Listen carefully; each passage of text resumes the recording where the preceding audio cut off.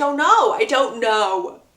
Why would you think that's a good idea? It is pouring. Conrad is in the back seat because they only took one car. Just use your words, please. Hi guys, welcome back to my channel and welcome to part 2 of me explaining the entire Summer I Turned Pretty series so y'all don't have to read 900 pages of miscommunication. Because it was a lot. It was a lot and I nearly lost my mind. So let's hop right into it. If y'all enjoy this video, please make sure to hit the little like button. It really does help a girl out. And if you want to see more content from me, make sure that you are subscribed. A week from today will be part 3. So a week from whenever y'all are seeing this video is when our finale for the Summer I Turned Pretty will come out to y'all. And then after this, we will be rolling right into Twilight, which hopefully will finish out the year and bring us to January where we are starting Throne of Glass. The story is starting off on July 2nd at Cousins Beach. We are with our girl Belly. She is sunbathing and she has a magazine over her face. We see that Laurel is also outside playing solitaire while Susanna is inside making them some lunch. The boys are surfing, and by the boys, I mean Jeremiah, Conrad, and Steven, but Beck's boys are the first ones to come back. Conrad makes his way over to Belly. He lifts the magazine off of her face and says, "You know, you now have words all over your face." Belly laughs at him. He's like, "Well, what does it say?" Conrad leans in real close and he goes, "I just can't tell." And then he leans in a little more and he kisses her. We then have Jeremiah who's like, "Ugh, guys, get a room." But then he winks at her and the three of them actually end up jumping in the pool together. It seems like all the issues from the first book have just resolved itself and we are gonna have such a happy time together, but no. But literally no, because none of that happened. None of that has happened, guys. We are actually still with Belly. It's still July 2nd, but we are not at Cousins Beach. And Susanna is no longer alive. She passed away. Belly is currently in Marcy Yu's yard. And if you're like, who the heck is Marcy Yu? It doesn't really matter. She's never brought up again after this moment, but it's just some girl from her class's yard. She's hanging out. Taylor is there with her, and Taylor's like, "Hello, Earth to Belly, Earth to Belly." As soon as Taylor has Belly's attention, Taylor's like, "What are you wearing to Justin's party? I'm gonna need to know." And Belly's like, "I don't know." And to be quite frank, she really doesn't care because Belly's never home for this 4th of July party. He has it every year, but Belly's normally at Cousins Beach this time, and so she's never really had the opportunity to go to his party / never really wanted to go. And so she's just not feeling it. Taylor continues the conversation with Belly saying, "Well, I'm wearing a sundress, so you should probably wear something along those lines." Belly's eyes are completely closed and she's really not paying attention, but she's speaking like she is. So Belly's like, "Oh, like what sundress are you wearing?" And Taylor rolls her eyes and is like, "The polka dot one. I already told you I am wearing the polka dot one." And you can just tell that Taylor is growing more and more irritated by Belly. And if y'all remember from the last video, Taylor's not a good friend. I will very boldly stand on a soapbox and tell y'all that she is not a good friend. So there's that. Before Belly can even apologize to Taylor, someone actually splashes water on her and it ends up being a boy named Corey Wheeler. Belly kind of snaps on him because she's very annoyed, being like, "Why the heck did you do that to me? I don't even really want to be here." Taylor's like, "Cool your jets. Cool your jets, girl. I think he has a crush on you. He's into you. And I feel like this will be a really good rebound from you-know-who." Let's backtrack a little bit because you-know-who is Conrad. If y'all remember the end of last book, Conrad and Belly were kind of together. They were kind of a thing. But at this point in time, they are no more. They are over. They are done. Belly can't seem to get Taylor to understand the fact of, like, I have been in love with this boy my whole life. It's not as easy as just doing a little rebound to get over him. And also, I don't know if I want to get over him. I don't know if I want to evict him from my heart.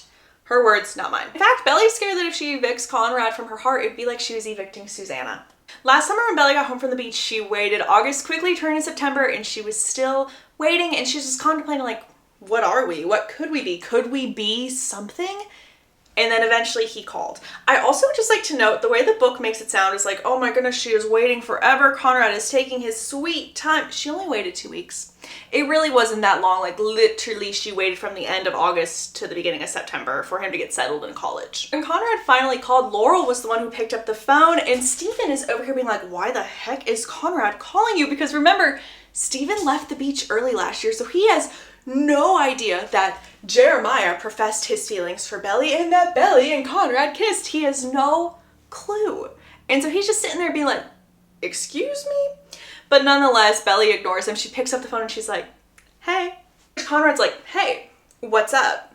Belly's like, "Oh, nothing much. What about you?" Conrad laughs and he goes, "Well, my roommate snores louder than you do." And their conversation goes from there. Conrad calls Belly every single night and Steven is like, wait, something is actually going on here. Are y'all a thing? And Belly's like, I don't have to explain anything to you, but what if he does like me? Steven says, well, then he has lost his mind. Why would he like you? And Belly says, oh, like it's so impossible for someone to like me. Yeah, it is. Their brother-sister dynamic is actually so good in this book. I'm not gonna lie to any of y'all. But Conrad and Belly do become something. They never define what they are, but they are definitely something. They were something to the fact where Conrad would literally drive 5 hours out of his way from Boston to come visit Belly, as y'all saw in the last book. But our boy Steven is so excited that Conrad is here that he is third wheeling like no other. Belly and Conrad could be sitting on the couch and Steven's gonna plop down in the middle. Belly and Conrad are gonna go walk somewhere. Steven is coming along. You will never have a moment without Steven because Steven and Conrad have always been best friends. You would think, based off of Belly's personality, that this would really irk her or bother her, but Conrad made sure that it never fazed her because anytime Steven would insert himself into the equation, Conrad would do things like take her hand in front of Steven or kind of guide her to wherever they were walking. Any way to like subtly touch her and make her feel like, hey, we are something, Conrad would do. And he would make sure that Steven saw it. Belly notes that all of these moments made that one night in December even more special. Make a mental note of the night in December because I'm going to talk about it later. It really was a special night. Belly told Taylor that she was going to meet up with her later. She kind of wanted some time to prep before Justin's party. But in reality, Belly just wanted space from Taylor. Belly wanted to put on her oversized cousin's t-shirt, drink a ton of grape soda, and then just spend the day in bed watching TV. Steven wasn't home at all this summer because he was working, and then Laurel might as well have not been there because she always locked herself away in her office. She actually is the one who is in charge of Susanna's will, and so she's trying to handle the business side of everything while grieving with the loss of someone who is essentially her sister. A few hours have passed, Taylor has shown up, and she's like, girl, we have got to get ready for his party. You are not wearing an oversized cousin's t-shirt. No. Here's a dress. Let's put this on. You're gonna look beautiful. Belly stares at the dress and she's like, I can't wear that. I'm not wearing that. She makes up some kind of excuse like there's a stain. We're not gonna put that on. I don't wanna wear something that's stained. In reality, it was one of the last dresses she wore in Cousins and she's like, it's too soon. I can't wear this dress. After she makes up her little excuse, she does end up getting changed. She goes downstairs. But before they leave, she makes sure to say bye to her mom. She asks her mom like, hey, have you eaten anything today? Do you want me to get you anything? Laurel's like, no, I'm fine. Like 30 more minutes. I'll go get something to eat. Go have a nice time at your party. Just make sure you're home tonight. Anyone was at Justin's party. And Belly was not having a good time one bit. Some may say she's been a little bit of a Debbie Downer.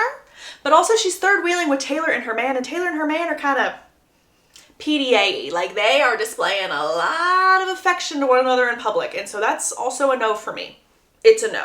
And it's also a no for Belly because Belly grabs a soda and she leaves them alone and she walks to the trampoline by herself. Belly notes to herself that she hasn't thought about Susanna in 2 hours, so maybe with time this will all get a little easier. Corey Wheeler, who we talked about earlier, he's the one who splashed her with water at the beginning of this story. He makes his way over to Belly. He's talking, and then he asks like, hey, are you still with the guy you brought to prom last year? Belly very solemnly is like, no, we broke up. We're not together anymore. Corey is about to potentially ask her out. Like you can tell he's almost there. And Belly's like, I gotta go. Taylor needs me. I got a blast. When Belly finds Taylor, Taylor's like, what are you doing? I've been dropping hints all week at Corey that you would say yes to him if he asked you out, and then you do this, which makes Belly so mad, being like, you know, I'm not in the right headspace to be going out with someone. I don't want to rebound. Why are you forcing me to do something I'm not comfortable with? Taylor tells her, and I quote, so I'm gonna look over here in my notes for this quote. She says, this is getting old. You've been moping around for months and it's not healthy. My mom thinks that you should see someone. Belly gets offended that Taylor has been talking to her mom about her, and Belly honestly goes off a little bit saying, I listened to you talk about your cat who passed away for months on end. I held you while you cried over your cat, and someone who is essentially a family member dies and I'm supposed to get over it like nothing ever happened? And instead of apologizing like a normal human being, Taylor looks at her and goes, stop pretending. Susanna is not the only thing that you are sad about. You are moping around over Conrad as well. And then just like in the last book, whenever they fight, they just drop this conversation, move forward, and never bring it up again. They're like, that is in the past. If we keep talking about this, our friendship's gonna be over, so we're just gonna drop it. Guys, we have a new POV. We are no longer in Belly's head for this chapter. We are following Jeremiah. Jeremiah thinks to himself, it is so weird seeing your dad cry. Seeing someone who has always had this tough exterior just break down and sob is something he doesn't wish on anyone. Jer also notes that everything happened so fast. One day Susanna was here, and then the next they were all at her funeral. After Susanna had passed, there was a night where it was just Conrad and Jeremiah. Jeremiah offers Conrad a coffee, and all he says, and I quote, "Nah," trying to get more than one word out of his brother. And so he's like, what's happening tomorrow? Or more people coming over? Probably. And with that, Conrad goes upstairs to his room. After a little bit, Jeremiah also decides, like, I'm gonna go to Conrad's room as well, because even though he's not talking to me, I don't want to be alone right now. But before he walks into Conrad's room, he hears Conrad sobbing, intensely sobbing, and Jared thinks to himself, I can't walk in here right now. Conrad would not want me to see him like this. So Jared goes back to his room alone, and he cries himself to sleep as well. We are now back in Belly's POV, and I'm gonna need everyone to take a big breath in and a big breath out, because this scene is a lot. It is a lot, and it actually really pains me. But I gotta do what I gotta do, and I gotta report it for y'all. Belly wore a pair of red glasses to Susanna's funeral. They weren't even her prescription anymore, but Susanna always noted that they made Belly look so smart and so beautiful. Belly also wore her hair in a half up, half down, because that was Susanna's favorite. We also learned the detail that Laurel took a leave of absence from her job so that she could go and take care of everything with Susanna. So while Susanna was towards the end of her time, Laurel would always be over at the house. Belly thought about calling Conrad during this time, but she didn't know what to say if he actually did pick up. And Belly also thought about calling Jared, but she knew if Jared did pick up, that would make everything so real and that Susanna was actually gone. So instead, she did not call either of the boys. As soon as Stephen and Belly make their way into the funeral, they see Laurel. They all drove separately because Laurel had to handle all of the arrangements. Laurel looks at Belly, and the first thing she says is, you should have ironed your dress. You should have ironed it. Before Belly can even say anything, Laurel immediately goes, go find the boys, go find Conrad. Belly and Stephen exchange a look like, okay. The two of them found Jer. Stephen and Jer embraced. They had a really nice hug, but when it was Belly's turn, noticed that he was a little more standoffish and stiff compared to his normal bubbly self, which, granted, it is a funeral. Like, keep that in mind, it is a funeral. Their hug was not the same as Stephen and Jer's. And that bothered Belly. She then says hi to Conrad, and instead of hugging Conrad, she decides to squeeze his shoulder. And it is in this moment that she decides, I am not gonna leave Conrad's side today. I will be his rock, and I will be strong for him. I will. When the funeral is about to start, Belly turns and she sees that her dad is here, and she leans into Laurel and is like, why is Dad here? And Laurel looks at Belly like, why would your dad not be here? Him and Susanna were also friends. We were married for a while. Belly notes that the service was really long and that the preacher did not seem to have known Susanna at all. When it is over and she makes her way back to the boys, her and Jer actually have an embrace and a hug this time. They cry together. When it's her turn to hug Conrad, she's like, it's gonna be the same. I'm here for you. But it is the quickest hug that has ever happened. They hug, and before you know it, over and done with, she has to keep on moving. Back at the Fisher home, Jer, Stephen, and Belly are all in Jeremiah's room. Belly's like, where's Conrad? What's Conrad doing right now? And Jeremiah's like, just leave him alone. Leave him alone.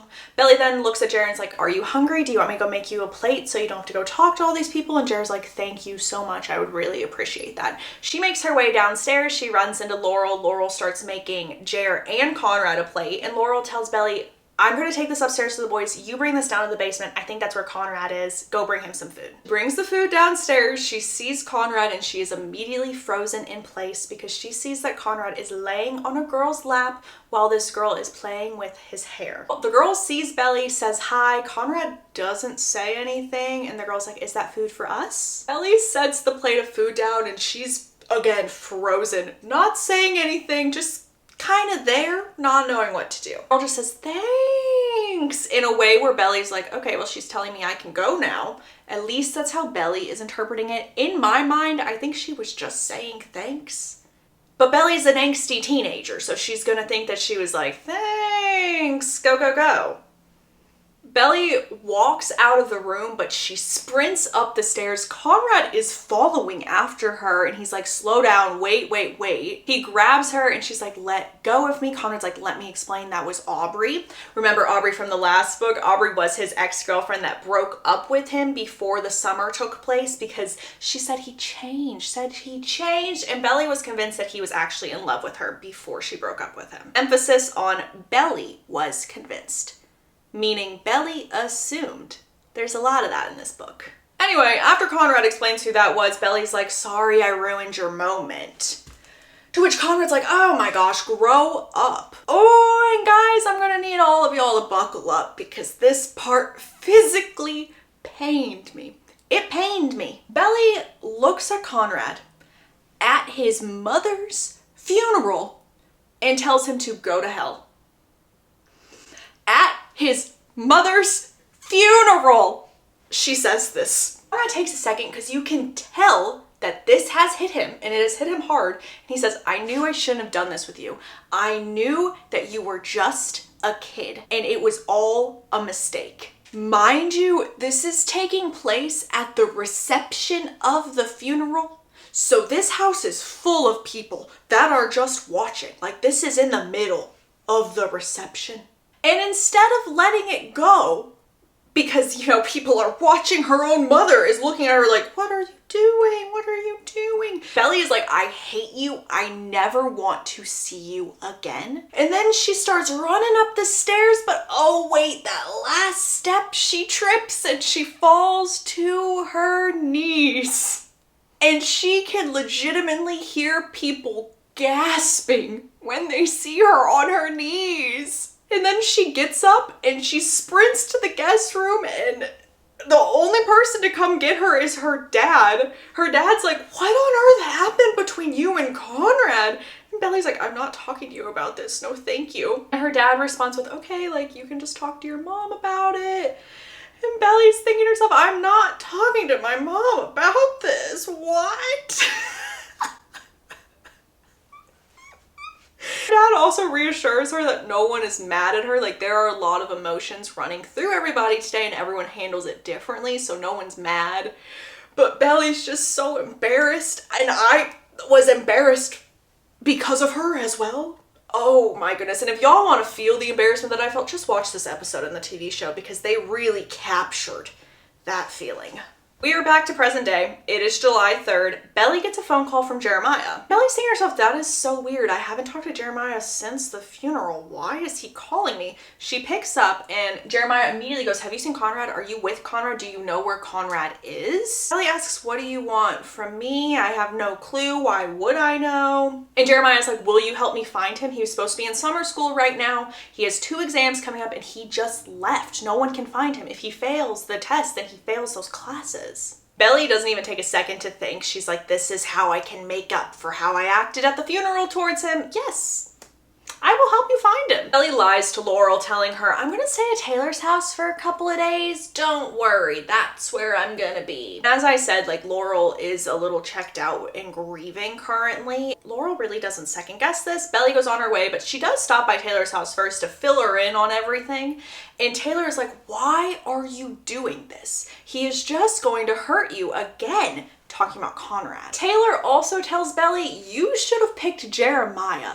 And Belly tells her, it's not like I actually had a choice in the matter. My heart belongs to Conrad. It's always belonged to Conrad. There was no choice. Keep that in mind. Keep that in mind. Taylor then says, the only reason I'm helping you with this is because you need closure from Conrad. You need to close that chapter and move on with your life. Jared shows up about an hour later. Taylor looks at him through the window and is like, when did Jared get that cute? Oh my goodness. Ellie just shrugs her shoulders and she's thinking, well, he just looks like Jeremiah to me. Same old Jer. Y'all, let me tell you right now, this car ride is really awkward. They're not talking at all. There's nothing going on. Jared thinks to himself that he can recall the exact moment that his life changed forever. He was telling Conrad how much he hated the new football coach, and Conrad looks at him saying, just stick it out. Stick it out for this season. Jeremiah was saying to himself, you are such a hypocrite, because remember in the last book, Conrad had just quit football in the middle of a season. And he's now here telling Jeremiah, suck it up, stick it out, you're fine. And then their car pulled up. Jeremiah sees Laurel first. He runs, gives her a hug, and then he notices that Conrad is looking at something. And when he follows his eye line, he notices that Conrad has seen Belly first. Jer kind of shakes that off and thinks to himself, oh my gosh, I have never looked at Belly as a girl before, but something is happening. Something is flipping my world on its axis, and she's a girl. She's a cute girl. She's a girl. And then another moment happened that some may say is a game-changing moment for Jer. Jer is making Belly laugh, and Belly's like, you are the funniest person that I know.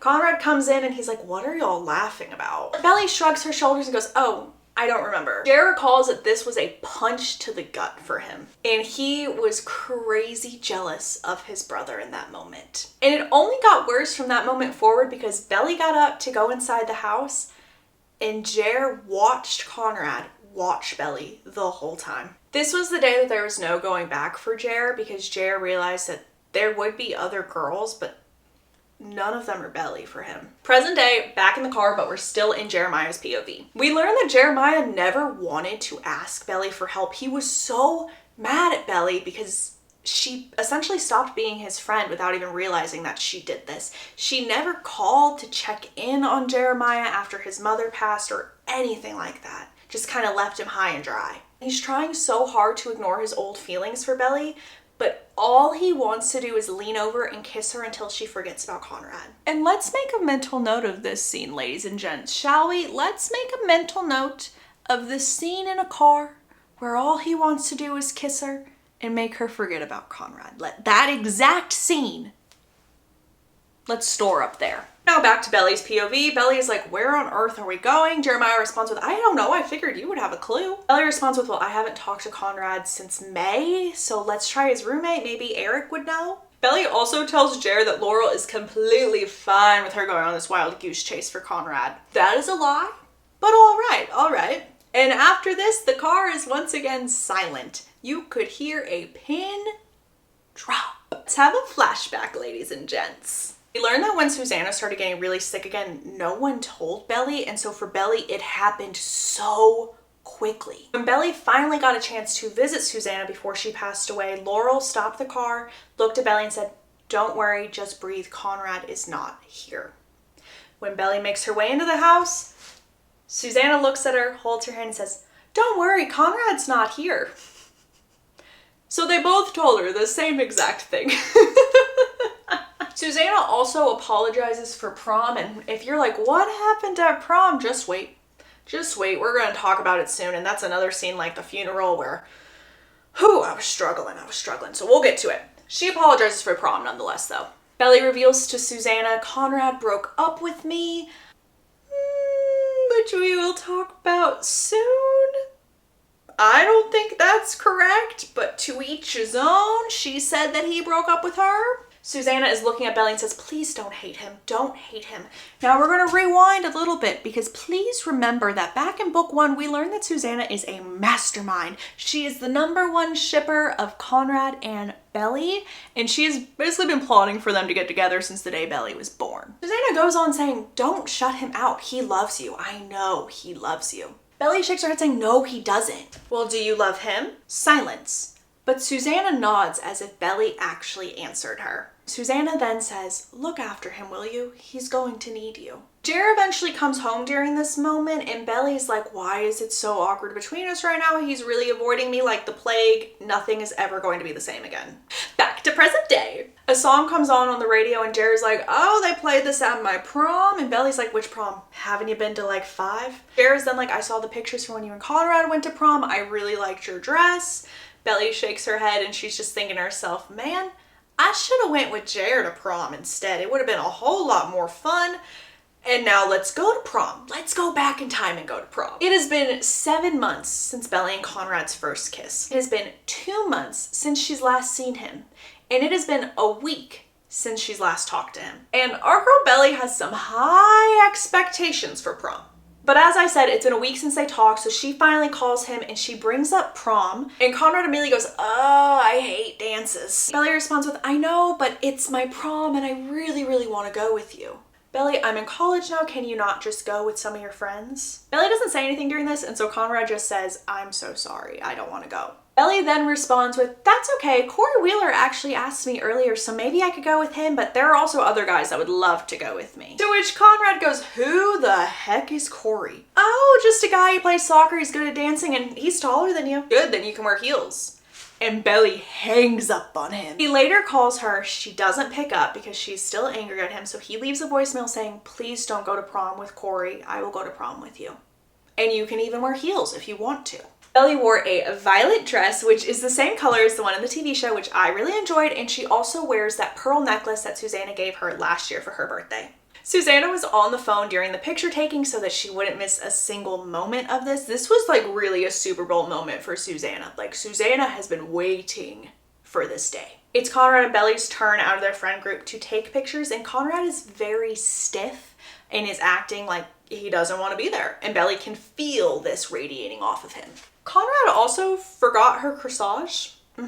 He completely forgot it, and this just embarrasses her because she had to beg this boy to take her to prom, and he couldn't even bring her flowers. Steven's date is actually fantastic because Steven's date takes a few of the flowers out of her own corsage and puts it in Belly's hair and is like, "Here, we'll make do. This looks great. This is perfect." On the way to prom, Conrad apologizes for forgetting the corsage. He tells her it was a white orchid and that his mom picked it out. Belly just laughs and says, "Oh, that's okay. You can just get me 2 next year. I can wear 1 on each wrist." She says it this way though so that she can kind of get him to confirm like, "Hey, we'll be together next year." Conrad laughs and he goes, "Whatever you want, Belly." At prom, she points to a boy that's breakdancing on the dance floor. She looks at Conrad and she goes, "That's Corey Wheeler."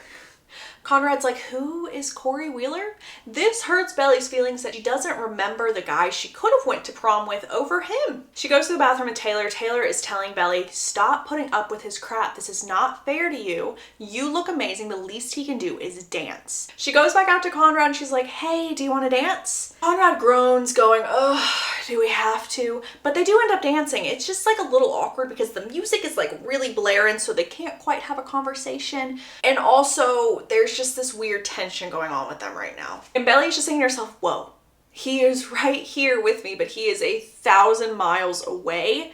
And she is in her head right now, second guessing everything.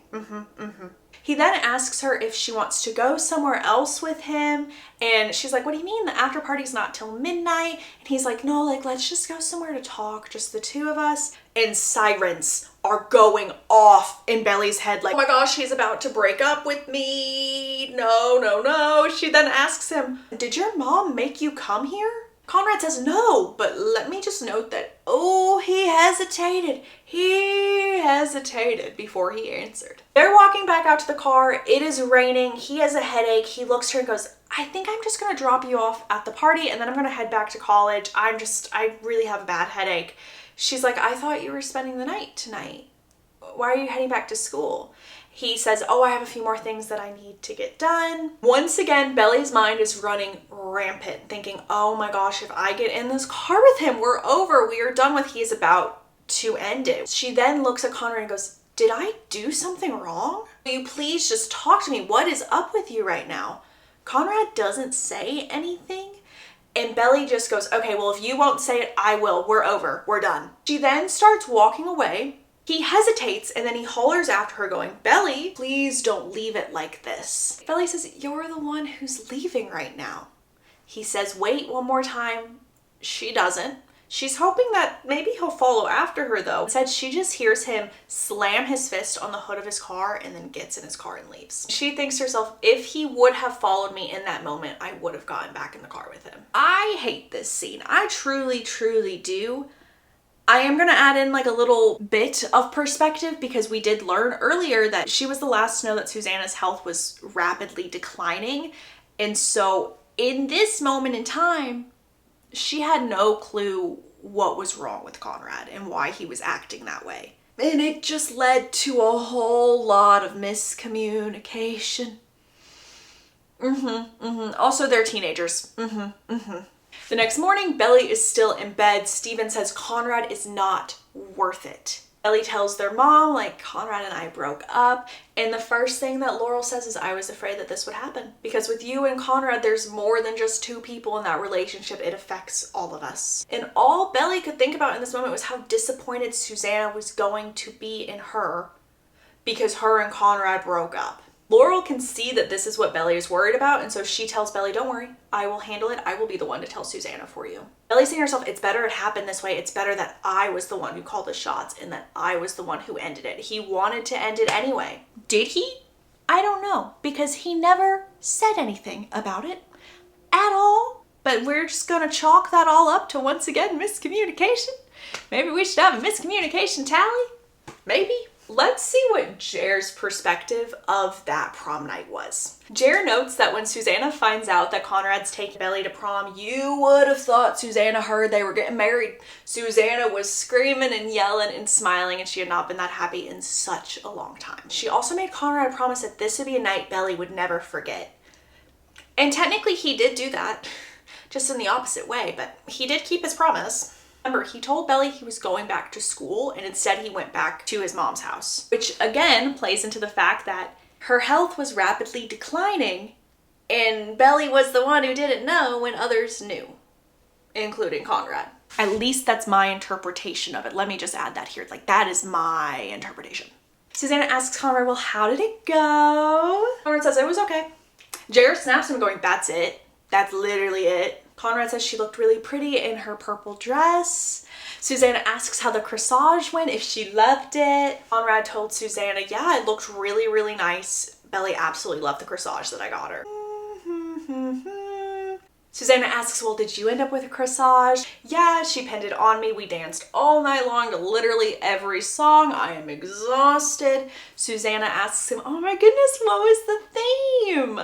Conrad says, I don't remember. I think it was like a trip through Europe or something like that. Red flag. Red flag going off in Jeremiah's mind right now, thinking, well, that was last year's prom theme for us. You are lying. Did he even take her to prom? When Susanna leaves to go to bed early, Jeremiah looks at Conrad and goes, I hope you didn't ruin this for her. What are you even doing home anyway? Jer was expecting Conrad to get angry at this, and honestly, he was wanting Conrad to get angry and show some kind of emotion. Conrad just shrugs his shoulders and goes, we can't all be prom king, Jeremiah. This is leading us to infer that Jeremiah also was not aware that his mother's health was declining as fast as it was, and that Conrad wanted to spend as much time as he possibly could at home with them, of course. Back to present day, we are with Belly. They have finally made it to Brown, which is where Conrad goes to college. They find Eric, which is Conrad's roommate, and they are now in Conrad's dorm room. Eric also is apparently a creep, and he kept checking Belly out. We don't love that, no. Eric introduces himself. He looks at Belly and he's like, who are you? Before Belly can say anything more than her name, Jer interrupts and he's like, did Conrad say where he was going? And Eric's like, no, he doesn't say anything at all. He's like a robot. He shows no emotion and he barely speaks. But Eric then grins at Belly and he says, well, he does talk to the pretty girls. Belly then moves to Conrad's bed. She sits on it and she thinks to herself, this is so weird. His bed is unmade. Every single time that I have seen his bed growing up, and even now, it is always made. And the fact that he just got up and left is very odd and not like Conrad. Someone else knocks on the door. It was a girl. She walks in. I think her name is Sophie. And she says, I think Conrad went to the beach for some reason. I think he said he wanted to surf, which then leads Jeremiah and Belly to realize, oh my gosh, he went to the beach house. He's at Cousin's Beach. Jer is on the phone with Mr. Fisher, and she can overhear Mr. Fisher say, just get him back. Go get him. During this time, Belly is snooping. She's going through all of Conrad's things, and she goes through some of his drawers. And in the second drawer, she sees this blue Tiffany box. She opens it up, and it is a necklace with a tiny infinity sign charm. And Belly immediately knows that it's for her. This is the tiniest flashback of all of our lives, but Conrad is amazing at math. During some of their first few phone calls together, Belly was really struggling with trig. And she was telling Conrad about this, and she then apologizes saying, oh my gosh, I am so sorry that I'm complaining about math when you are going through something horrible with your mother. Conrad says, no, you are completely fine. And anyway, my mom is getting better. She's gained 5 pounds. She's starting to look pretty healthy again. And from that moment forward, he helps her with her math homework. Back to present day. Jared finishes his phone call, goes over to Belly and goes, guess we're going to Cousin's Beach after all. And Belly's like, I don't know if I should go. I don't think that this is a good idea. Jared's like, he is in self-destruct mode and I don't know what happened to y'all, but I know that Conrad still cares about what you think about him, so you have to come with me. Belly shrugs and goes, I don't think that that's true. I know my brother. Come on, you are coming with me. And right before they leave Conrad's dorm room, Belly picks up that Tiffany box, takes the necklace out, puts it on, and leaves with the necklace that was never given to her from her ex-boyfriend. Oh, and she also grabs all of his notebooks, his laptop, all of it, because as I said, his finals are coming up. They're now on their way to Cousin's Beach. It is silent once again, but it's not a bad silence because Belly is reflecting on a memory of honestly the best day of her life, which we are now going to see in a flashback, and I told y'all to make a mental note of this day. I also just want to note that this day was the last scene in the first book. This is when Belly has snuck out of her house to see Conrad after he's driven 5 hours for her. She gets in the car, he asks her, are you still coming with me? She says yes, and they're on their way. So this scene is just a continuation of that. On their drive, Conrad reveals to Belly that he wants to be a doctor. Seeing everything that Susanna has gone through and how medicine has helped her get so much better, he wants to help other people through this. And while he is talking about how his mom is getting so much better, he has hope all over his face. He is smiling big and he's hopeful. They finally make it to the beach house. As I said, it's December, so it is freezing outside. Conrad makes a fire and then he kind of sits on the opposite side of the couch as her, and Belly's like, what are you doing? Conrad slowly scooches towards her and is like, I don't want you to be scared. Belly responds with, I'm not. Conrad says, good. And then they start kissing a bit. And they were like this until they both fell asleep. Conrad fell asleep first, and so Belly whispers, there's only you for me. There's only ever been you for me. Just remember, folks, that she did sneak out, and so the next morning, Laurel realizes, oh my gosh, my daughter is not home. And so she's freaking out. She's on the phone with Belly. Belly's like, yeah, like I'm just with Conrad. We're at the Cousin's Beach house. And Laurel's like, well, you better have the best time ever. You really better soak it in right now. Belly responds with, that's because I'm grounded, right? Completely grounded. So obviously Belly and Conrad had the best day they possibly could. They go to the beach, it's freezing. Belly puts her cold hands on Conrad's face and he's like, joke's on you because that actually feels really good. Belly responds with, that's because you're cold-hearted. Maybe for everyone else, but never for you. Later, Conrad makes them another fire and Belly finds a pack of hot cocoa mix, but she has to use water instead of milk because there's no fresh food in the summer house, so it's like a little dusty, and Conrad tells her that. And Belly's like, this is my specialty. It is delicious. They then kiss a little more and Conrad tells her that he doesn't want to rush anything with her, and Belly's really confused because she's like, well, you've definitely done more than this, and Conrad's like, yes, but you haven't, and I want to make sure that you always feel safe. In fact, he says that that is very important to him. Now, this scene happened in the show, but instead of stopping like they did right here, they continue on in the show. Which is a choice because this moment in the book is brought up in book 3, which I will talk about in the next video. But there will be a callback to this choice. Back to present day, they've made it to Cousins. Belly starts fixing her hair, putting on some lip gloss. Jared's just staring at her. Belly's like, you know what, I don't care. I'm about to see Conrad for the first time since May. I'm not gonna look like a wreck. They head in the house, they find Conrad. Conrad sees Jared first and he's like, I'm not going back. I will handle everything, I'm not going back. He finally sees Belly and he's like, why the heck is she here? Jared responds with, I brought her here and we're gonna stay until tomorrow and then all of us are heading back. What is your problem right now? Conrad responds with, you, her, here. That is my problem. He then looks at Belly and says, I thought you never wanted to see me again. You hate me, remember? Belly says, I don't hate you. And then Conrad leaves the room, not paying attention to Belly. Jared's like, don't let him get to you. He's in a mood right now. Later, they're actually all having a nice time sitting around watching TV together. Belly announces that she's gonna go up to bed. She goes to change into her pajamas. She is so excited to change into this oversized t-shirt, and she notices that Taylor switched everything in her bag when she went to go say bye. And so now all she has are these tiny little shorts and this tiny, tiny tank top. And she's like, I don't want to wear this right now. Why would I want to wear this around these boys? But she has nothing else, so this is her pajama set for the night. Jared actually goes to Belly's room that night. He heads in, he talks to her, and he's like, we're gonna fix all this tomorrow, don't worry. And if you're thinking to yourself, oh my gosh, I wonder what's going through Jeremiah's brain right now, Let me tell you, because we're in his POV. And also, this isn't really not an important chapter at all. It is just the fact that he's noticing her in her pajamas and that he still has residual feelings there that he thought he may have gotten over at this point. He hasn't.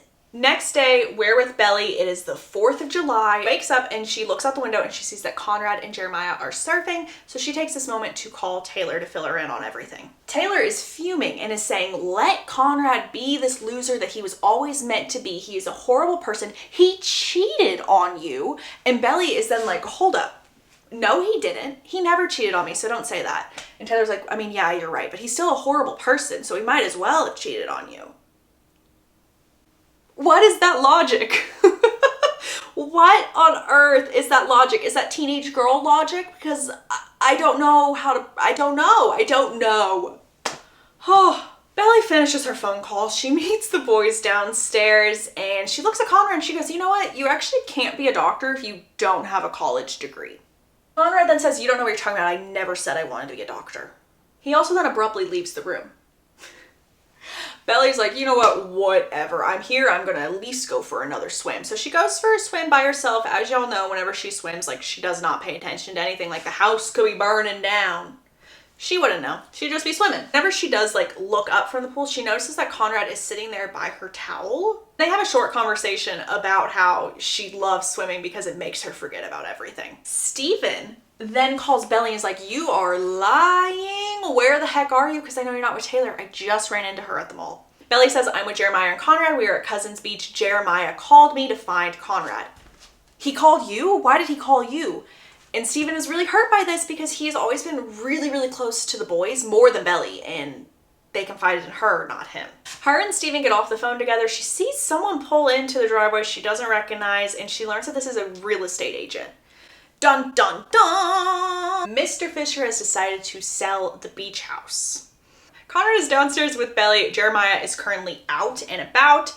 The agent looks at Conrad and goes, you lied to me. You told me y'all were not putting the house up to sale anymore. And Conrad's just like, yeah, I did. And the real estate agent's like, okay, well, I just came to check to see how the movers were handling everything. And Conrad responds with, I sent the movers home because this house is not for sale. She then is eyeing Belly and is like, who is this? And Conrad's like, that is my girlfriend. That is my girlfriend, Belly. Let's go back to the subject at hand. You need to leave. This house is not for sale. Emphasis on the fact that he just called her his girlfriend. I mean, we really just blew through it, but he did just call her his girlfriend. The real estate agent finally leaves and Conrad looks at Belly and says, please don't say anything to Jer. I will tell him, but he doesn't need to know right now. It takes Belly a minute to understand Conrad did not run away just to run away. He didn't run away to go chill at the beach or go surfing. He ran away to save this house, his mother's house. A little time has passed. Mr. Fisher has actually shown up and he has joined all of us. He asks Belly, how's Conrad doing? Belly's like, he's good, he's good. I don't know what that boy is thinking. I don't know what he's doing. And then it's just awkward silence.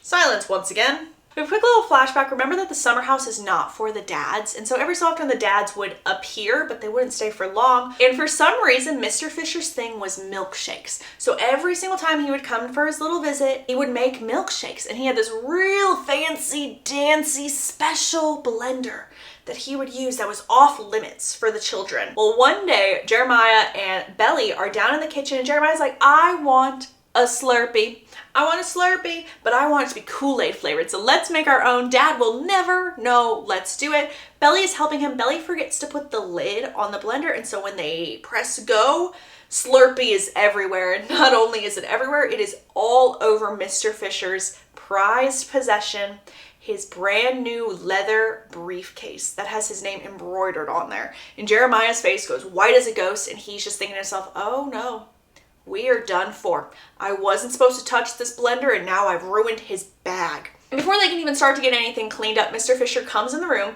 Belly is crying. All my fault. I'm so sorry. Mr. Fisher isn't even looking at Belly or paying attention. Like, honestly, you'd probably never even know that she was there. Looking at Jer saying, I told you, do not touch my blender. Do you not listen? I told you this, yada, yada, yada. Then Hobson is like, it is just an accident. They are children. It is okay. Mr. Fisher looks at Susanna and goes, you baby them. If you would not baby them, they would be well behaved. All the kids were aware that I have told them to never touch this blender, right kids? I told you I'll never touch this blender.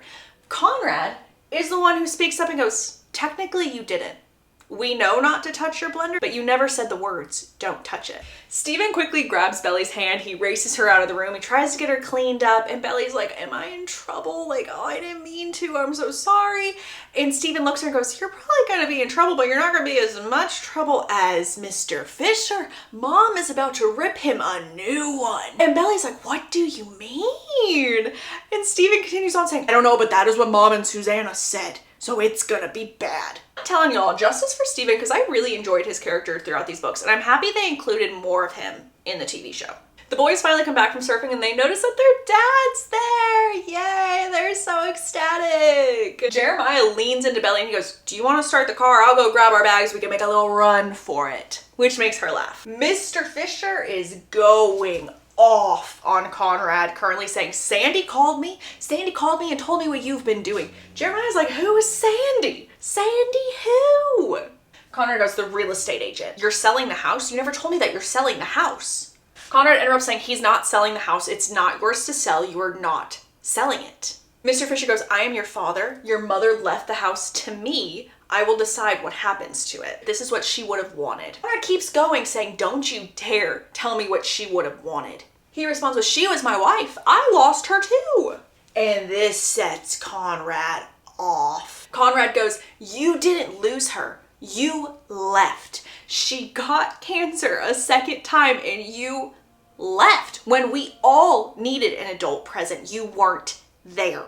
You are a horrible dad, but an even worse husband, so don't even try to be the good guy now. Jeremiah now tells Conrad to shut up. Oh my goodness. Conrad swings around, looks at Jeremiah and says, you are always defending him. This is why we decided not to tell you. We? Jeremiah says, spinning around to look at Belly. Mess. It is messy, it is messy, it is messy. But Mr. Fisher literally just says, you know what, this is final, and he leaves. He's done with this conversation. Jeremiah looks at Conrad and says, why on earth didn't you tell me? Conrad responds with, I didn't think you needed to know. I was at home picking up some clothes. The agent called, I answered, and I just came straight here to try and fix it. Yeah, well, great job taking care of it, Conrad. Conrad says, I've been handling it on my own. If you would have known, you would have just told Dad. Because you can't see him for who he is. He's our father, Jeremiah says. No, he's not, Conrad says. He is a dirtbag. Where was he when Mom needed him, Jeremiah? Where were you? Jeremiah shouts at Conrad. But y'all, Jeremiah's not done. Jeremiah looks at Conrad and goes, you're just jealous that I'm the one that has a relationship with Dad now. Conrad spins, looks at Belly and goes, oh my gosh, Belly, would you hear this? He thinks I am jealous. Jeremiah is now looking at Belly, pleading for her to finally stick up for him and not Conrad. But she waits too long. She doesn't say anything. She's just standing there frozen. And so Jeremiah calls Conrad a jerk and he runs out of the house. Conrad looks at Belly, trying to keep a cool demeanor, but if you're looking at his hands are shaking so badly. He goes, am I a jerk? To which Belly responds with, yeah, you are. You shouldn't have said that stuff, but you also shouldn't have made me keep that a secret. Conrad tells her that he needed a reality check. I think you're the one that just hurt Jer's feelings, not me. Not knowing what to say to this, Belly just goes, well, what now? What now with you and Jer, or what now with you and me? No, Conrad, what now with the house? Conrad shrugs, going, I'm 18, I can try and stall for as long as I can. Time for a quick little flashback in Jeremiah's point of view. For some reason, their dad would always try and make Jeremiah and Conrad wrestle together. On one night when they actually were, their dad was literally just cheering for Conrad the entire time.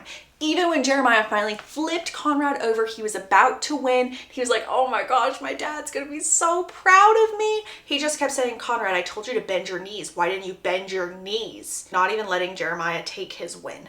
He didn't even say good job to Jeremiah, but Conrad did. As soon as Conrad did, Mr. Fisher was like, oh yeah, I should probably say that as well. And so he does.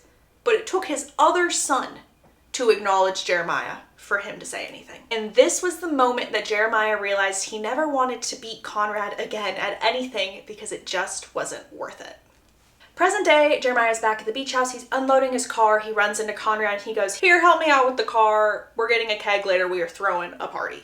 Belly finally makes her way downstairs. Jer explains that they are indeed having a party. Belly is like, okay, sure, all right. Conrad gets up to go to the bathroom and Jer decides to play a round of truth or dare with Belly. And Belly's like, dare. And Jer says, okay, well then I dare you to kiss me. She laughs, she leans in and she kisses him on the cheek. And Jer is like, you know that's not what I meant. To which Belly responds with, well, you didn't specify. Jer says, well, that's not how we did it the other time. Because remember in book 1, we had another little flashback where we learned that he was her first kiss. Conrad comes back into the room, looks at Jer and goes, don't you have a girlfriend? To which Jeremiah says, we broke up. Belly can sense a really weird tension and so she goes, my turn, Conrad, truth or dare? Truth, Conrad says, and he's actually playing along, so go him. Belly asks him, did you ever hook up with the girl from the boardwalk that day? Remember when you got junior mint? That girl. Conrad says no, he did try to, but he did not. He then says, okay, my turn. Looking at Belly, you can tell that he's about to ask her, and Belly goes, no, that's against the rules. You cannot ask the person who just asked you a question. No. Conrad responds with, you don't want to know what I was going to ask you? To which Belly says, no, I actually don't. Belly goes upstairs, she goes to change, she calls Taylor while she's changing, and her and Taylor once again have another fight. They're just really doing great as friends. Once she hangs up the phone call, Belly's about to head back downstairs, but she decides to put on the infinity necklace and hide it under all of her clothes. You remember, the infinity necklace that was never given to her? And for some reason, Belly has decided that she's gonna be head of the welcome committee at this party. So every single person that comes in, she's like, hi, hello, love your shoes, come in, welcome. And Conrad's like, what are you doing? Jer and her actually dance for a little bit and then she's like, oh my goodness, let's go swim in the pool one last time. And Jeremiah's like, let's do one better, let's go to the ocean. Conrad is there. We had no clue that Conrad was right there next to him and he goes, no. Belly is a little bit too intoxicated to go in the ocean. We're not doing that. No.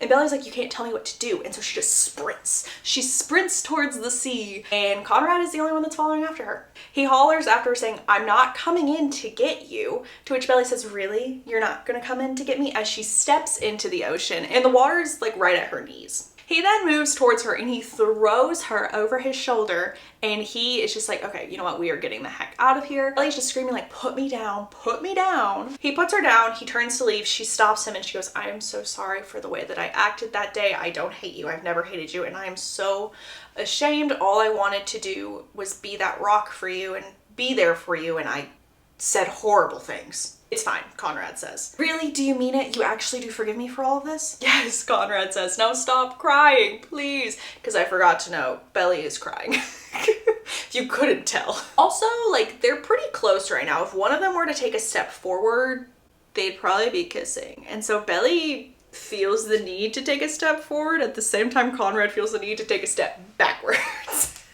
Belly then runs back to the house. She runs upstairs, she's sobbing, and she decides to call her mom. You know, her mom that has no clue that Belly is with Jeremiah or Conrad right now, who thinks that she's just with Taylor in town and not at a beach house throwing a party. She tells her everything that is going on. She hangs up, she goes to sleep. End of party. We are now in Jeremiah's POV. He watched Belly run up the stairs and he could tell that night that she had been crying and he immediately knows that it's because of Conrad. And so he looks at Conrad and he goes, what the heck happened with you guys outside? Nothing, Conrad tells him. Jeremiah keeps going saying, what does that mean? Nothing means nothing, Jer. Leave it. But Jeremiah is not done because he goes, do you still like her? To which his brother goes, do you? It is messy. We have our triangle moment and it's messy, guys. Jeremiah is still not done because he keeps egging on going, do you like her? You need to tell me because I do really like her. With no hesitation, Conrad responds with no. No, I don't. Jeremiah, just like us, knew that Conrad was completely full of it and that he was lying. He also knew that Conrad more than liked Belly. He was probably in love with her. But this frustrated Jeremiah because Conrad wouldn't man up and just admit it when Jeremiah is here stuffing down all the feelings that he professed to Belly last summer. And Jeremiah knew that Conrad would never be the man that Belly needed. But on the other hand, he was slightly relieved by this comment because he knew that Belly would follow Conrad anywhere, no matter what. But if Conrad is saying no, I'm not going there anymore, I don't like her anymore, maybe she'd finally see that Jared was also standing there the whole time. Back in Belly's POV, it is the next morning, and guess who is waking her up? Guess who is shaking her awake right now? You have any guesses? Laurel. Laurel has arrived at the beach house right after the party that they haven't cleaned up yet, and also, Belly had called her last night while being very, very intoxicated. So Laurel is not a happy camper. Laurel literally is like, get up right now, go pack your bags. We are leaving. This is none of our business. And you lied to me. You told me you were going to be at Taylor's house. This is not Taylor's house and you're alone with the two Fisher boys. Ugh. Belly, who literally just woke up, is like, do you even care about what's happening to the Fisher boys? Do you even care that Mr. Fisher is trying to sell Susanna's house? And Laurel just keeps going, it's not our business. It is not our place. We need to let it be. Belly is screaming at her mom saying, it is our place. This is Susanna's house. Susanna would want you to step in. Don't talk to me about what Susanna would want. Pack your bags. We are leaving. Belly keeps arguing with her and Laurel finally snaps going, you are acting like a spoiled brat. You are not the only one grieving. You just can't look past your own grief to see that we are all struggling. Pack your bags. We're leaving. And Belly, who is sobbing, screams, I wish Susanna was my mom, not you. How unfortunate for you, Laurel responds. Belly screams, she will never forgive you for this. She will never forgive you for letting this happen to her boys. And Laurel doesn't say anything, but she strikes Belly on the cheek, which is the first time this has ever happened to them before, and it's a very heated moment, and Belly is shell-shocked that it happened. Laurel is also shell-shocked that she did that, and Belly just runs out of the room crying. When she runs out of the room, she does run into Jeremiah in the hallway, who definitely heard everything, and Jeremiah is like, you know what, like, go back to your mom, like, y'all need to leave, y'all can figure it out, it's okay, it's okay. And Belly's like, you don't understand, and so she just keeps on going, because that's not what she wants to hear right now. As I said, this was a very heated conversation. A little time has passed. Laurel makes her way downstairs, and she apologizes to Belly, saying that she will never do that again, and she didn't even realize that she was doing it when it happened, and that she was so, so sorry, and that honestly, Belly was right. This is what Susanna would want, and so Laurel is going to talk to Mr. Fisher and do everything in her power to save this house for the boys. Let's go back in time in Jeremiah's POV. This is the summer when he was 13 and Belly was about to turn 12. Belly caught a summer cold. Conrad and Steven were at the arcade. Jeremiah was about to go hang out with a local boy in town, but Susanna stops him and goes, you know what would be so nice? Like, so, so nice of you, my sweet boy. You should stay in and hang out with sick Belly today so she's not home alone. He argues with her, but she does wear him down, and so that's what he does. He spends the rest of his day hanging out, watching TV, playing cards with Belly, and he has a really, really good time. And 2 days later, when he also gets sick, she stays and hangs out with him, and this was a highlight moment for him. We are still in Jeremiah's POV, but it is present day. Jeremiah now sees that Belly and Laurel have made up. Laurel explains that Jeremiah needs to go to the store ASAP and he needs to buy everything he can possibly get. He needs to get muffin mix, he needs to get orange juice, he needs to get fruit, anything he can find for breakfast we need to get, because as Laurel puts it, Mr. Fisher is a child and children get cranky when they haven't eaten yet. Back to Belly's POV, we are now with Belly and Conrad. They are taking out the trash, they are cleaning up everything. Conrad looks at Belly and says, thank you so much for calling Laurel. I really appreciate it. And Conrad also seems like he's about to say something really important and open up to Belly, and so she's getting a little excited. But then all of a sudden, Jeremiah's car pulls into the driveway and their moment has passed, and Conrad holds back whatever he was gonna say. Mr. Fisher finally arrives. When he walks in, he hugs Laurel and he says, Laurel, thank you so much. I needed backup for these kids. They just keep fighting with me. Laurel goes, of course, but I don't think you understand. I'm not here for backup for you. I'm here to be backup for the boys, for Beck's boys. So sit down, let's talk. Mr. Fisher tries to leave. Laurel is like, sit down. Mr. Fisher is fighting, going, I don't think so. I'm not going to sit here and listen to this. I don't need you telling me what to do. Laurel screams once more, sit down. She looks at the kids and she goes, kids, leave the room right now. I'm handling this. Get out. I got to say some things. Obviously, the kids are going to eavesdrop, because why on earth wouldn't you during this moment? So they are literally standing right by the door and they're listening to everything. They overhear Laurel tell Mr. Fisher, I will do everything in my power to prevent you from selling this house. Try me. And they hear Mr. Fisher just break down crying, going, she's everywhere here. She is everywhere. Laurel goes, I know that she is. But Adam, Mr. Fisher's name, that's his name, she's being formal with him. Adam, you are a sorry excuse for a husband. But she loved you. She took you back more than once. She set her mind on you for some reason. So prove me wrong and earn that. Earn the love that she gave you. Conrad whispers to Belly, Laurel is amazing.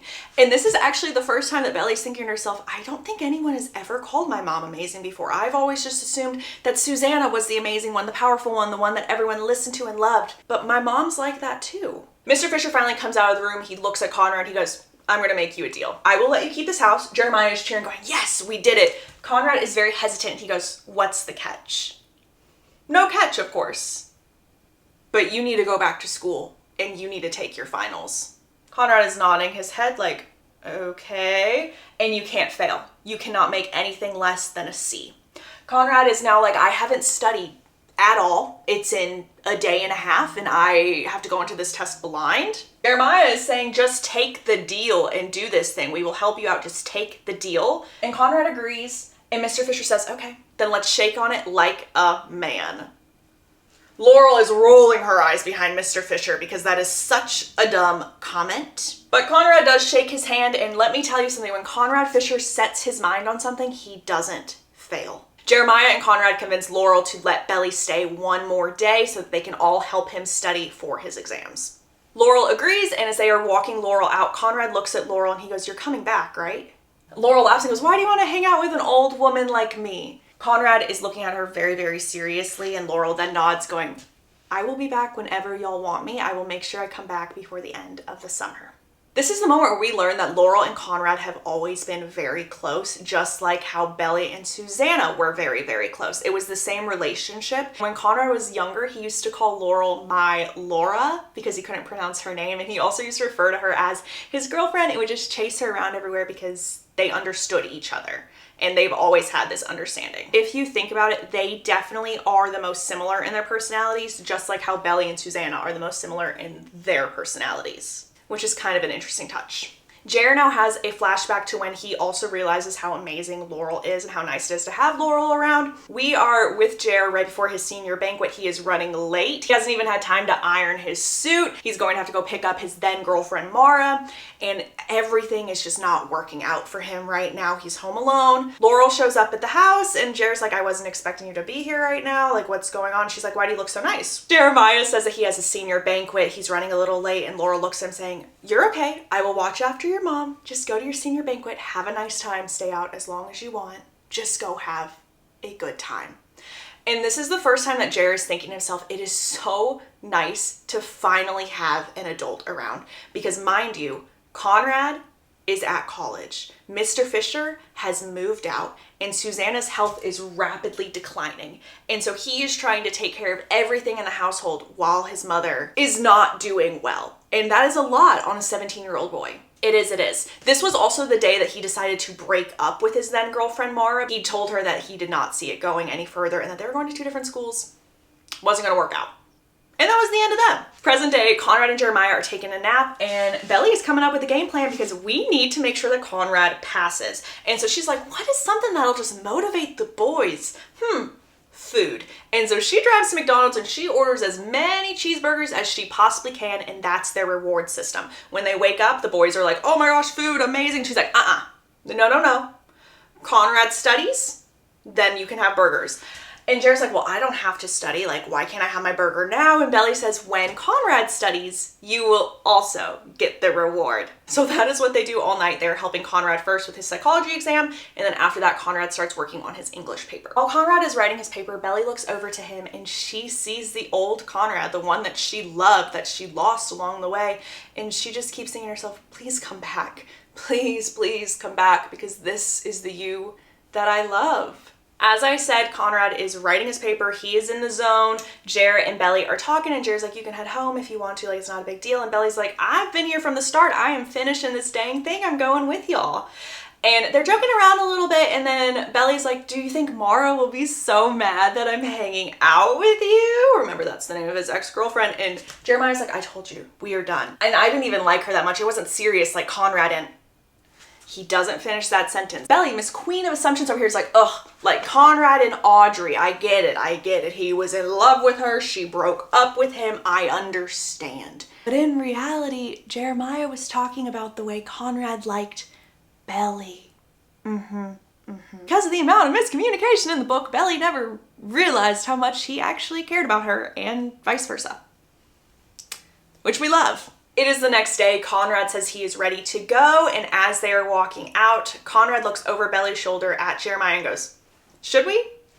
To which Jeremiah's like, yeah, one last time. Belly's like, what? What on earth are you guys talking about? And then all of a sudden they lift her up and they scream belly flop and they throw her in the pool for a final belly flop, which is a nice callback to the first book. Belly goes to quickly dry off, change her clothes. They get back and they decide to take one car so that Conrad could study while they are driving him to take his exam. They are stopping for gas while Conrad is asleep. Belly tells Jeremiah she's gonna go in, she's a little thirsty, gonna get something to drink. She comes out with 2 Slurpees, half Coke, half cherry Coke, and she hands the other one to Jeremiah. This is right when Conrad wakes up and Conrad's like, you didn't get me anything? Why didn't you get me anything? Belly says, I didn't know how long you were gonna sleep for, and if you wait too long on a Slurpee, it's gonna melt and it's not as good. Okay, well then let me have a sip of yours. You hate Slurpees, no.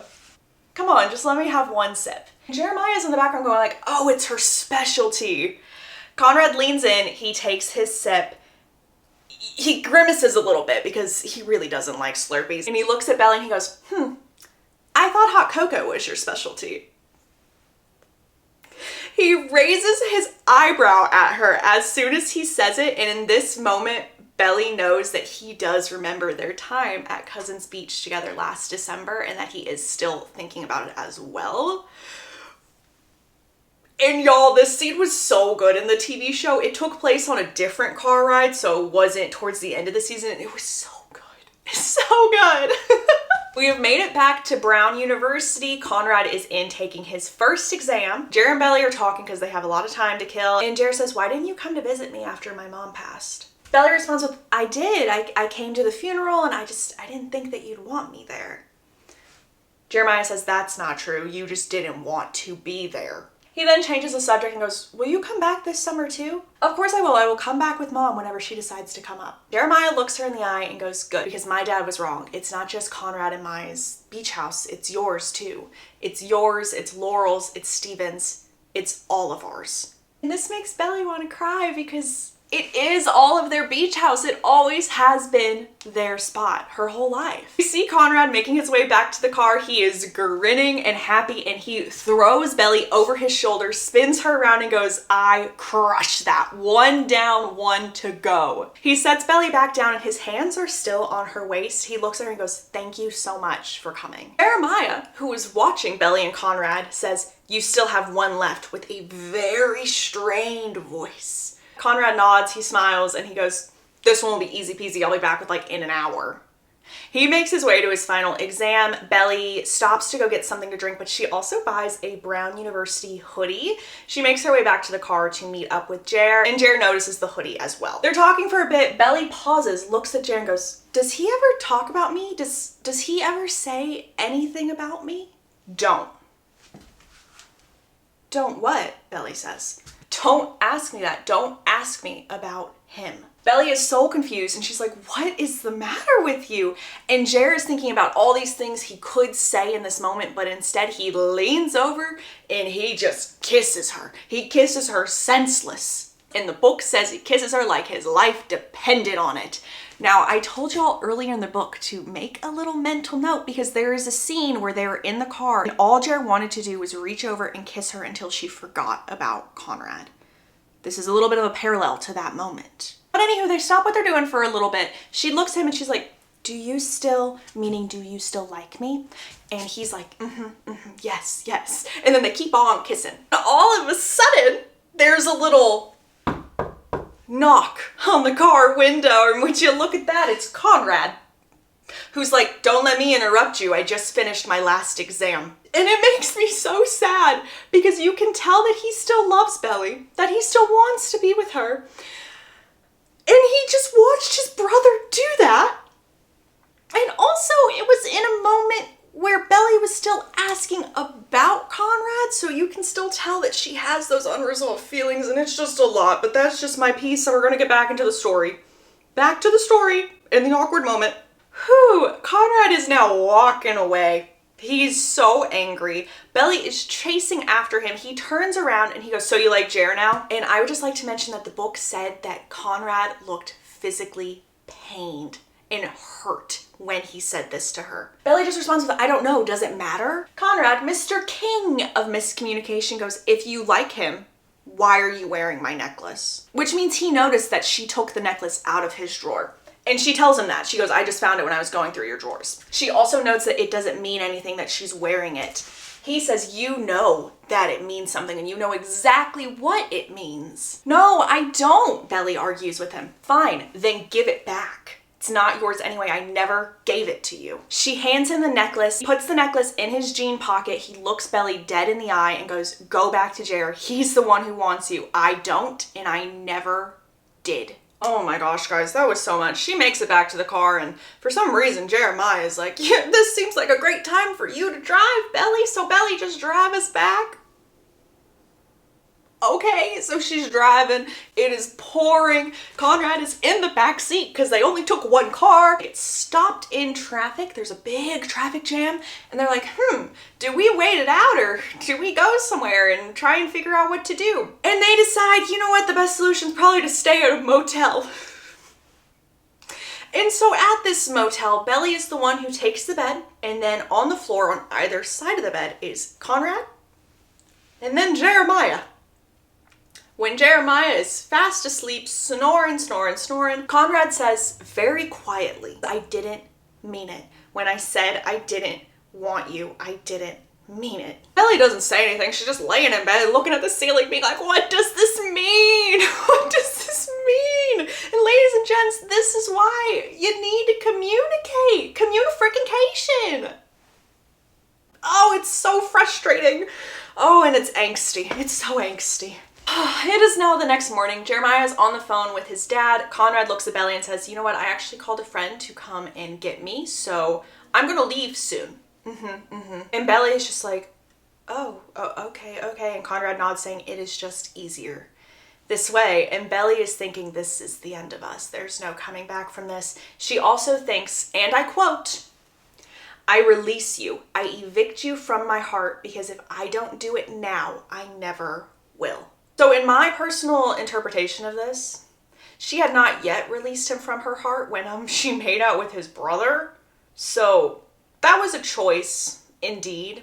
And I do kind of feel like the TV show handled it a little better because it did show that she did have some feelings for Jer, whereas in the book it kind of just feels like Jer was a lost little puppy following along. So I do think the show handled that a little better. I digress. There's still a little bit more of the book. And by a little bit more of the book, I mean we are going a couple years later and we got one little paragraph. This is our future. The future. Make a mental note of this. A couple years later, in Belly's mind, she thinks she used to picture forever with the same boy. But this wasn't what she pictured. She wasn't picturing it pouring while she's in a white dress running to a car. She wasn't picturing the boy opening up the passenger side door so that she could hop in. Him looking at her saying, are you sure? To which she says no. And they drive off. And that is the end of the second book in the Summer I Turned Pretty series. The final part will be coming your way so soon, guys. And then again, we are jumping into Twilight. It is gonna be so much fun. I also planning on reacting to each of the episodes within this series and Bridgerton. But if you all have made it to the end of this video, thank you all so much for watching. I will see y'all later. Have an amazing day, everyone.